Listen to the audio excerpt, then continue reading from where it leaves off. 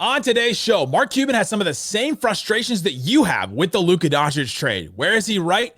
And what more do we need to learn on today's Locked On Mavs? I'm going to hit a city like that. All of us, all five. You are Locked On Mavs. Great, your daily Dallas Mavericks podcast. Part of the Locked On Podcast Network. Still can't leave me. Your team every day. Gotta be born with it, dog blood. And welcome. You are locked on to the Dallas Mavericks, your team, still every day. My name is Nick Angstadt, media member covering the Dallas Mavericks for 10 years. Thanks for being an everydayer, making Locked On Mavs your first listen. Today's episode is brought to you by FanDuel. Right now, new FanDuel customers can get $150 in bonus bets if your first $5 bet wins. Joining me, as always, media member covering the Mavericks with me for those 10 years, the Cuban crony, the one more thinking. What you got for me, Isaac Harris? I'm just thinking about Cuban's son's new favorite player being Max Christie. The Christie Hive. Stand up. This is your moment. This is your time to shine right now. The Max Men. I don't know what we call the Christie. The Christie Core. The Christie Core. I think I'm with that. The Mad Max Men. Like, I don't know. Today's episode, we're going to talk about Mark Cuban's interview with our friends at WFAA. We'll talk about some of the quotes he has on if he would have traded Luka Doncic. And he talks about the Mavs' biggest challenge right now as an organization. And I completely agree with him. And we'll also get into what the Mavericks are playing for through the last 19 games. I've got some ideas. I've got some things the Mavs are playing for. So let's do that. But let's start here. Our friends over at WFAA had an exclusive sit-down interview with Mark Cuban. And here's a little bit of it and some things that really stood out to me in this interview with him. And see if you can hear one of the first things that he says. Son, upset about the trade? Yeah, I mean... Were you? Yeah, of course. Yeah. Same. Yeah, of course. And I've said this before, if the Mavs are going to trade Luka, that's one thing. Just get a better deal. No disrespect to Anthony Davis, but, get three... If I still firmly believe if we had gotten 4 unprotected number ones and Anthony Davis and Max Christie, this would be a different conversation. Would you ever have traded Luka Doncic? I'm not going to go there. It doesn't matter. Smile. I mean, I saw you were at the game though in LA, and I mean that signifies. And I think you dapped up his dad in the stands. Sasha. So there's some sort of. Well, there was connection. Just because we traded, I can still talk to Steve Nash. I mean, I went through this before when Steve Nash left and then won 2 MVPs. Yeah. Right. The good news is that we went to the finals and won a championship.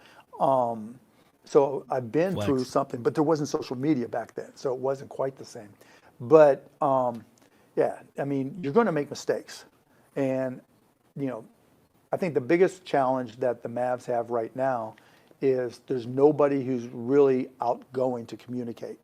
And it's not so much what you do, it's how you communicate why you do what you do. What makes sports different than every other industry, Google has, Texas Instruments has a record quarter. Nobody throws a parade. And when you win, if fans are passionate enough to show up in 100-degree weather and line the streets, then you've got to expect when things don't go the way they want, they're going to be just as passionate in response. Lot there. There's a lot more to it. We'll put the link in the description of the show, so go check out the rest of it. But that first thing, if you're going to do it, get a better deal. If we had gotten 4 number ones and AD and Max Christie, it would have been a different conversation, Isaac. Yeah, I think for a lot of fans, it wouldn't have been a different conversation because I think for a lot of fans out there, it was you don't trade a guy like Luka Doncic. But I've always viewed it like Cuban just views it like he said. He's like, hey, if you're going to trade a Luka Doncic, that's one thing, but you got to get more than that. And that's been my biggest issue all along is like the process in which they went down, the return package that they got back in return. That's just like, it's just indefensible. Like there's just no way around it. Like we've said this a million times. So yeah, I mean, it is kind of wild just seeing Mark on TV. He's like, hey, you just got to do better than this. No disrespect to AD, but well, he said he still wanted AD in the deal, right? Like if you get AD and Max Christie, but you get 4 picks too in it and something like that, you got to get more. And I think that is one of the biggest frustrations Mavs fans have with the deal. To me, the more I've thought about this, and I don't know, it's been a month, right? It's like all I've been thinking about for a month, basically, doing this show and then just living it. If Luka was going to leave at some point, which it sounds like he wasn't, or if the Mavericks thought that this was going to end at some point and that they weren't going to offer him a supermax, which I think that many sources have come out and said that the Mavs were never going to offer him a supermax. And then maybe that would have frustrated him and then he would have left then. Who knows? But if it was going to come to an end, you just wanted to be set up at the end that, all right, now you're set up for the future. And right now we're living in the reality where the Mavericks are not set up for that future at all in any way. Right. And it's or the present. Right. Or the present because of the injuries. And so now you're like really just stuck in this. And I just found that part of what Mark Cuban said would be very, like, that's what everybody thinks, at least. And there is, like you said, there's going to be some more people that think, well, you never trade Luka, and I agree with them that you probably should never do it. But if it was going to end at some point, you just got to get more. The deal is just so underwhelming, and it continues to be. The next part, he says, I didn't want my kids to end up in this exact moment, talking about making a mistake like this. And he mentioned, he called it a mistake a couple times. What are your thoughts on that specific wording from him? Yeah, I mean, I thought that was, fascinating. And, he said it here. He said it in his interview, for D Magazine, in which, we did a whole interview about that, of just like the pressure he didn't want to put on his kids to hand over the team. And, Cuban here mentions the power of social media so many times in this short interview, just how much it has an impact on things, and how, he's like, hey, when the Nash thing happened, we didn't really have social media and stuff back then. Now we do. And just the toll that takes on people, because you're giving a platform for so many people who don't have like voices that normally wouldn't matter. And a lot of times it still doesn't, but when the collective stuff and the harsh stuff that, gets said on social media, I mean, he's like, man, I just didn't, you fast forward. I mean, this is what, what he was saying in the interview, like you fast forward, and if they made a mistake like this, they're going through this right now. And not to have that forward made a mistake like this. I know. I was like, to have that like forward thinking too, of like, man, I just really don't want to put my like kids through that or have that pressure was interesting. And honestly, don't blame me one bit. So no, I was like, I don't want that on my kids either. Well, and his oldest kid is 21, right? So you're talking about at a young age, putting them in that position where he would start prepping them for this. And yeah, that's a long road. And so then he also talks about the other reasons why he sold is because the Dumont Adelson family's better at developing and building, and they want to build this whole thing. Yeah, we've gone over this a million times. The other thing, though, that he said about Nico and Patrick Dumont, when Jonah asked him, some fans are upset at you, Mark Cuban, for selling to this group, for hiring Nico Harrison. You kind of set up this duo that made this decision, that they're upset at you. He said, well, they didn't feel that way when they went to the finals last year. Great point. Great point. True. Yeah. Right. And honestly, we have sung Nico's praises for years on the show. Great decisions made, and they all worked out, or most of them have worked out very well for the Mavericks, right? They went to the NBA finals because of a team that largely like he built. He came in with Luka, but everybody else is pretty much somebody that he brought in. Then he says, Father Time is undefeated. Nobody plays forever, talking about himself owning the team. Then he said, quote, hopefully Nico and Patrick have a plan and they make it work. Why am I getting stuck on that word, hopefully? Because he knows things are in flames right now. I mean, I think there's both sides of him right now that's like, regrets some of it. I mean, he says, yeah, at times I regret some of it, but there's probably a little side of him too that's like, so many of y'all complained about me for years, and now y'all get a different side, and things are literally on fire here. So hopefully they have a plan and make it work. I'm just lost at it, because it does seem like right now it seems like it's a rudderless ship in a way, because the injuries have made it so much worse in all aspects, right? If the team was playing right now and they were all healthy, and we were saying, well, at least the team is really good, because I still believe this team would be really good if they're all healthy, and we'll hopefully see that at some point next year. But yeah, that part really threw me. Hopefully they have a plan. You know what? I think they have a plan too. Right? Like, yeah, I hope they do. Speaking of a rudderless ship, one of the biggest problems with the Mavericks right now, Mark Cuban specifically talks about and mentions, and I completely agree, and it has to do with the injury updates or lack thereof. We'll explain what it is coming up. Today's episode of Locked On Mavs brought to you by Prize Picks. Prize Picks is daily fantasy made easy. Go check out Prize Picks, see what is available for you. There's all kinds of great stuff that you can do on Prize Picks all the time. You just have to pick two player projections, two or more, and pick more or less at their stat projections. So they'll give you, like, just try to think of a Maverick. Klay Thompson, 18.5 points, more or less. You can pick the more or less on that. You can pick, Jason Tatum, 8 rebounds, more or less. You can pick that, combine them, and then you can have some fun watching and seeing if he's going to get that rebound. The thing that I would not do is anything regarding Terry Rozier right now. I think that they should just take him off the board right now. I don't know if you guys are watching what's going on with him. Hey. Crazy stuff happening with that guy. Download the app today. Use the code LOCKEDONNBA. Get $50 instantly after you play your first $5 lineup. That's code LOCKEDONNBA for $50 instantly after you play your first $5 lineup. Go check it out. Not just NBA. They have all kinds of other stuff too. College basketball, things like that. Prize Picks. Run your game. Shut it down! Let's go home! Thanks for hanging out with us on Locked On Mavs, being part of the show, part of the Raccoon Squad, what we call our listeners. We appreciate each and every one of you for checking out the show and listening. We have a daily newsletter that covers the Mavericks, covers the NBA. Other people write for it. We have the great Josh Lloyd does a fantasy piece for it every day as well. Subscribe to that, lockedondaily.com, or check the QR code, or check the link in the description. Subscribe to that newsletter. It's free, right to your inbox. And I just got told that we were the first to reach 2,000 on newsletters. So shout out to all you. Appreciate it. Thank you guys for doing that. Go. We're the number one newsletter in all of Locked On, because there's only NBA right now. But that's okay. We'll still take it. We'll still take it. I was going to say, don't say that qualifier. Just say that's true. Say the title, Nick. That's true. We're the number one newsletter in all of Locked On. All 240 shows, however many we have now. All right, Isaac. Mark Cuban said something else in that. And you heard it in the clip at the beginning. He says, I think the biggest challenge the Mavericks have right now is there's nobody going to communicate. Nobody out going to communicate. The Mavericks right now are without a voice.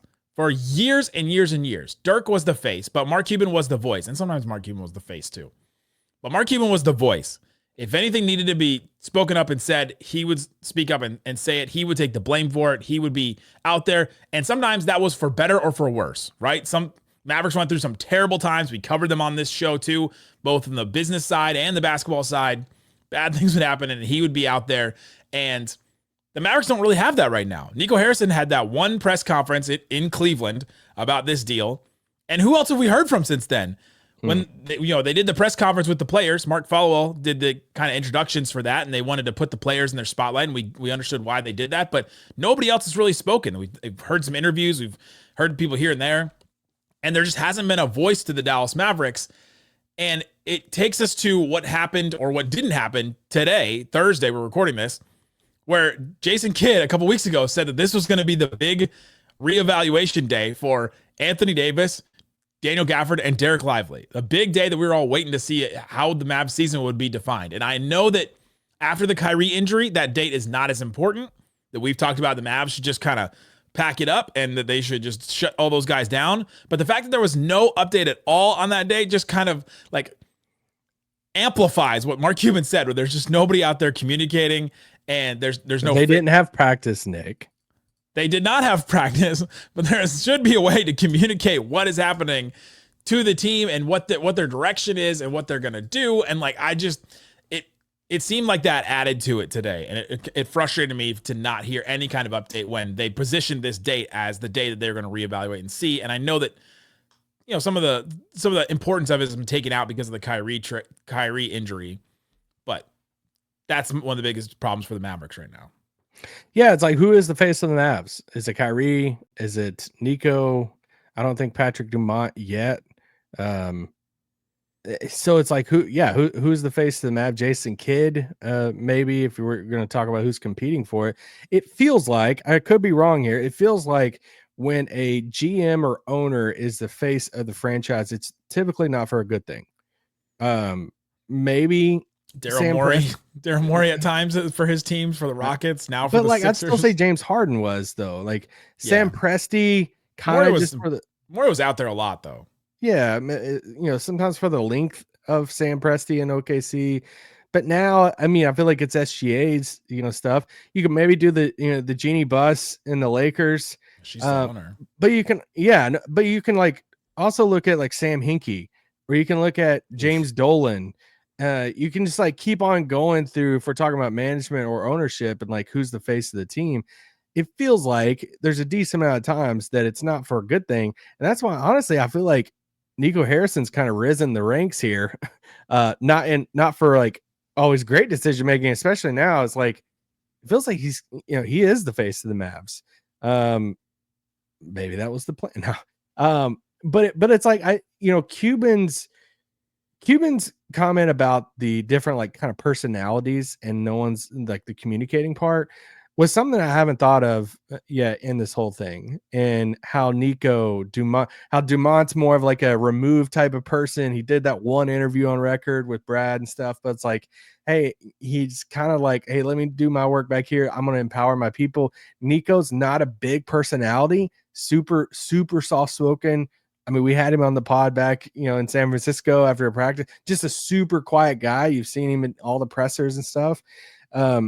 Even like Jason Kidd, super quiet guy. Yeah, just very few words and stuff. So you don't have like that one person that is, whether you like it or not, like not everybody loved every time Mark Cuban was talking on every outlet possible. He's on another podcast. but you at least got an explanation sometimes for things, whether you liked it or not. And yeah, I'm with you on the injury updates, because because of the lack of communication through all this, they haven't really made much promises to the fans, right? Like they haven't really made too many like commitments to do something post Luka trade or during all this stuff. And one of those things was, hey, I mean, Kid threw it out there, March 6th. Specifically, he was like, here, damn. Yeah, here's a date for you. For all three of these guys, including the guy that you traded Luka for. Yeah. So it's like they kind of set the bar or the expectation or the pedestal up to this March 6th date. And for a time where fans to be really like, there's a lot of feelings and emotions right now. A lot of people want to know. It's like, hey, when's this guy going to come back? We saw one half. We'd like to know. And they've kind of like teased it of like this March 6th, and to not have anything today. I mean, you want to say, oh man, I'm surprised by this miss in PR, but there's been a lot of bricks in that department. Well, and they just take their cues from the people in charge, right? Like the people in power, right? They're the yeah. I'm not talking about the PR department, right? For the Mavs. I'm talking about like, the people at top making the decision of like what to communicate. The moment that decision was made for March 6th, or Kid said that, you got to come out with something on March 6th. I don't care if you are kicking the can down the road. Say something like, hey, we're going to be reevaluating them in 2 weeks. Still would have sucked. Yeah. But at least you get something. Send a message to McMahon or, Brad Townsend or Stein or whoever, like send a message to them and have them report, there's a complication, something like that. Like in all this, it just seems like there's such a lack of regard for the fans and for care in the relationship between a team and the fans. They're like, we're going to do our thing, and we don't care if you like it or not. Nico makes this trade. He's like, we're going to win and see if they like it now. See if I'm right or not, right? Disregard for how much blood, sweat, and tears were invested into a Luka Doncic fandom for them for 6 years when he was on the Mavericks. And the same kind of thing is like, well, what's going on with the rest of the season? What's going on with these guys that we've loved? And AD, we would love to see him again, but there's no update on it. And it's just again and again, where there's no regard for the fan base that's hanging on to every word, or even an update that says we have no update, like just to ignore it and like, hey, the day just went by. It's just like, come on, like how many times we're just like sticking our mouths at this. I don't know. It's like it doesn't. It's like the front office and the ownership and all that are saying it doesn't really matter. They're gonna show up anyway. They're gonna care about the team anyway. It's they're going to still go to games. You go to a Mavericks game after the trade. They're still full. I've been to all of them. They're still full. People are still there. People are still cheering. It's like, all right, well, we got away with it. There's, a couple hundred people that were protesting out there, and that was it. And then it happened one time, and then this is what ownership, I think, is saying. All right, we got away with it. And so what else can we get away with? And what else don't we have to take care in? And I think that's what's been so frustrating about all this, is that there's a lack of regard for the fan base in this season, and now the season has gone completely to hell. even then, it's just like, well, it's done. So who cares? Okay, yeah, great. I do. I'm going to still do a daily show on the Dallas Mavericks every day. I care about it. And if you're listening, you care about it too. Yeah, I mean, we're going to be here no matter what. We're going to be talking about the Mavs, like, I feel like so many people. We've been here since Tony Romo. We're in. Tony Romo, gosh, wasn't that the first year we did the show together? Was it the second? Was that Tony Romo year? I mean, we started before the Dennis draft, so yeah, we did. That whole first year without Luka, I was a little tough ride there. Dirk's second to last, season. We had just started Locked On Mavs together when Tony Romo suited up. Let's go. See, this is where Mark would have came into play right now. If Mark took over right now in this moment, I mean, we would be having. I mean, Micah Parsons would be in the layup line. We would be having all kinds of stuff, shady stuff. Shady stuff. Oh my gosh. Shady stuff in like a good way of like, he'd probably sign Dennis Smith like right now, just like, dude, Dennis is back. Yeah, just to get the vibes back up. Yeah. Or Boban, or somebody would just Dirk, can you shoot threes at halftime? Just for us to get some. Oh my gosh. I went to a Bengals Broncos regular season game, and they had Shane Graham, who used to be the kicker, come out, and they had him kick, and he was wearing these giant like cowboy boots, and he had to take them off and like kick barefoot, and he missed like 4 times in a row. And I was like, I just never want to see an athlete that I have loved to do something, to do something like that. So at least not making Dirk do that. Yeah, at least you can still cheer on your kicker. Tough Ravens, man. Coming up, the Mavs still have 19 games left in the season. What are they playing for? We've got some ideas coming up. Today's episode of Locked On Mavs brought to you by FanDuel. FanDuel Sportsbook has all kinds of props and odds, things that you can use to get in on the action. Even if it's not the Mavericks, you can get on some other stuff too. They've got NBA Finals odds, conference Finals odds. Who are you thinking is going to win? Oh, conference winner to win the East. Who do you think is the favorite right now to win the East? Probably still Boston. Boston minus 135. Celtics plus 220. You mean Cavs? Cavs, correct. Yeah, Cavs plus 220. The gap is not as wide as I thought. Knicks plus 800, Bucks plus 1900. There's a big gap there. And then Pacers plus 4,400. Pistons plus 10,000. So if somehow you put $100 on the Pistons and they come out of the East and go to the finals, you win $10,000. Pretty good. And if you put down $5, it's your first $5 bet. You can get $150 in bonus bets if your first $5 bet wins. Go check it out at FanDuel. See what is available for you. Make every moment more with FanDuel, official sports betting partner of the NBA. Shut it down! Oh, no! Let's go home! See you guys at the lottery. All right, Isaac. I want to go over. Can I ask you a question real quick? I'll say the thing. One more thing. Yeah. Who do you think is like more like sly laughter sitting in their recliner watching the Mavs debacle? Who do you think is like laughing more? Rick Carlisle, Donnie Nelson, or Mark Cuban? Oh my gosh. Like who's kind of enjoying it? Donnie Nelson for sure. Dude smoking so much weed with his dad. Do you think he is? In Hawaii? Maybe. I don't know. I don't know what Donnie's doing right now. I think Donnie Nelson for sure is probably enjoying this. Probably, yeah. Yeah. Rick probably a little secretly. I don't think Cuban's enjoying this very much. Maybe a little, but like not as much as those guys, because this is still like the team that he loves, and he's still part of it and travels with them, and he's still like in the huddles sometimes. But honestly though, did you not have some type of like, I don't comfort's not the word, but some type of like, oh, it was nice seeing Mark on the TV like talk about the team because nobody else has. Because I mean, it was just like, and he was kind of carefree because he knows he didn't do it. Like, well, even that question where he said, "Would you have made the trade?" He like looks down, smiles. You can see his face. Like, yeah, no way in hell I would have done this trade. He didn't say that. I'm reading it. I'm Dr. Body Language right now. That's what he laughed. He laughed. But he said, "I'm not going there." On if he would have traded Luka. Yeah, his face said it all to me. Anyway, what are we still playing for? What are they still playing for? Shut this thing down. You shouldn't be playing for anything right now. It's 19 games. Lose them. Well, you are playing for draft position. I think that's the first one. I thought you meant like, what are they playing for? Like, I did, but I thought you were gonna go draft position because you're the draft guy.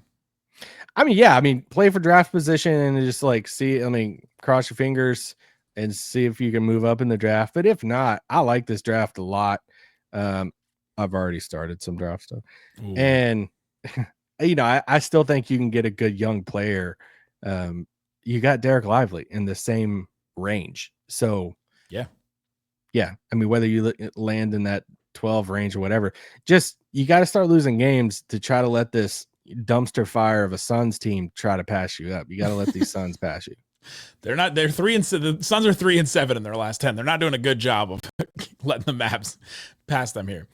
What the Mavs are actually playing for, I think, if you want to talk about on the court, because we're still going to do post game shows. We're still going to cover what the team is doing, right? 19 games, baby. How happy are you that you decided that you weren't going to do post games with me and Slightly every night? It doesn't. I still watch every game, so I know, but it's not like I'm like, I'm not going to watch any of these games. I still watch every minute. I know, I'm jealous sometimes though. It'd be great to know. Me and Slightly can take some. Development of Max Christie, and I couldn't think of anybody else that you're developing. Max. Can Max show us anything? That was another thing I wrote under development. But if Jaden Hardy can get 15 chances, then Max can. All right. I'm sure I'm with Max getting as many chances. They only had 8 players the other night. He's getting all the chances in the world he can get. But it is kind of dumb, and I know it's kind of something dumb to be mad about. But it's like a few games before that, kid was barely playing Max. I'm like, dude, you're really rolling out Kessler Edwards here for how many ever minutes? Like, just throw Max in. What are we doing? If he's not going to play him now, he's not going to play him. But for Christie specifically, I'm looking at ball like creation of offense, because we saw some of that early on. He's had a couple of rough games here, but we saw some of the stuff that he can do: pull up jumpers, dribble moves, all that kind of stuff. I need ball handling confidence to be built from him. We've seen some pretty bad turnovers from him, and that's something that I want him to get some more reps doing. And then on-ball defensive reps. I think those are the 3 things that I'm looking at for Max Christie the rest of the year. And honestly, he's like the number one thing I'm watching for the Mavs the rest of the season. Yeah, can Kai Jones get healthy? Nothing's more Mavs than this guy coming in and playing one game and then he's hurt and he's out. It's like, cool. My next thing was going to be talent discovery, and that's on Kai Jones. Is Kai Jones something? Can they learn that in the last 11 games he has? He's athletic. He's super athletic, and he's kind of in that Dereck Lively like mold. Nowhere close to Lively, but of like this athletic center, play above the rim and stuff like that. But yeah, sure. But those are the type of players you want to see out there playing. Him and Max, Kessler Edward, just some of those guys in that range. The other part of talent discovery, Slightly and I were talking about this the other day. They've got this weird thing where they have a certain number of games left for these two-way guys, and how would you game the system and how would you use them? Because like Brandon Williams, I think or Kessler Edwards is like 8, Brandon Williams is like 10, Kai Jones is 11. What I would do, just run them all the way through. Just run the rest of them. Just run all their games through, because I want the Mavericks to try different players in those two-way spots, because I want them to try and like discover some talent here at the end of the season. Sure. Yeah, do it. I'm down for it. And, okay, let's just like talk about this just for a second. A lot of feedback on the Mavs should just tank and like wrap the season up right now. And there's still a faction of Mavs fans out there that's like, you're stupid. Why? No, never tank. If AD is healthy, if he can come back, then just see how far AD can, take you with, Clay and some of these guys, whatever. Even some people like comparing it to hey, well, if Luka was still here, you wouldn't be saying that, right? You wouldn't be saying tank and all this stuff. Well, Luka doesn't have, correct. Luka doesn't have the injury history of Anthony Davis either. Yeah. And it's like him coming off this injury type of thing. Are you going to try to like force it back or even risk it in these final games? You're not going to have Kyrie at all in any type of postseason play or the participation ribbon tournament. And it's like, what do you really think the ceiling of this team is? And I think it's not just the Kyrie, it's the collection of everything that's happened of like, I just think it's the best. Just like close this chapter, like wrap it up, be done with it. Fans, everything, the season, the organization, all of it. Like, let's just wrap this sucker up and say, hey, these guys aren't going to come back. Brand it however you want to do it and tie the bow on it and say, this is how we're going to, play out the regular season. And I hate it for Clay, but it's just, I just don't see any purpose of, hey, AD's going to come back for these final 15 games so we can try to get this 10th seed. And I just don't think they're going to go super far. That's where we are. That's what they're playing for the rest of the season. I thought Cuban's comments were interesting. Let us know in the comment section on YouTube, on TikTok, wherever. We're at Locked On Mavs everywhere. Guys, thanks for hanging out with us on Locked On Mavs. We'll be back with a post-game show tomorrow. Thanks so much for listening to Locked On Mavs. Peace out. Boom.